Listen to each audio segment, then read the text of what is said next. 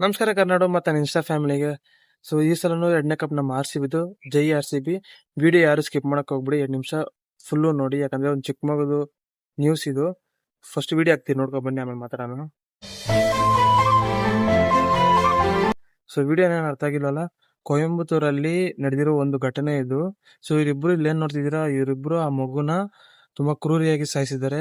ಜಡೆನ ಕತ್ಗಾಕ್ಬಿಟ್ಟು ಕೈನ ಮುರಿದಾಕಿ ಬೆನ್ಮೂಳೆ ಮುರಿದಾಕಿ ತುಂಬ ಕ್ರೂರಿಯಾಗಿ ಸಾಯಿಸಿದ್ದಾರೆ. ಎಲ್ಲ ತಾಯಂದಿರು ತನ್ನ ಮಗನಿಗೆ ಹೇಳ್ಕೊಡೋ ಮೊದಲ ಪಾಠ ಏನಂದ್ರೆ, ಯಾವುದೇ ಹೆಣ್ಮಗು ಆಗಲಿ ತನ್ನ ತಾಯಿನ ಹೆಂಗ್ ನೋಡ್ತಾನೋ ಹಂಗೆ ನೋಡೋ ಅಂತ ಎಲ್ಲ ಮಗನಿಗೂ ಹೇಳ್ಕೊಡ್ತಾರೆ. ಇನ್ನೊಂದು ಮಕ್ಕಳು ಈ ಥರ ಮಾಡಿದ್ದಾರೆ. ಸೊ ಇವ್ರಿಗೆ ಏನು ಮಾಡ್ಬೇಕಂದ್ರೆ, ನಡಿ ರೋಡಲ್ಲಿ ನೇಣಾಕ್ಬೇಕು. ಸೊ ನಾಳೆ ದಿನ ಇನ್ನೊಬ್ರು ಮಾಡ್ಬೇಕಂದ್ರೆ ಆ ಐಡಿಯಾ ಬರಲ್ಲ, ಯಾಕಂದ್ರೆ ಈ ಥರ ನಡಿ ರೋಡಲ್ಲಿ ನೇಣಾಕ್ತಾರಂತ ಒಂದು ಭಯ ಇರುತ್ತೆ.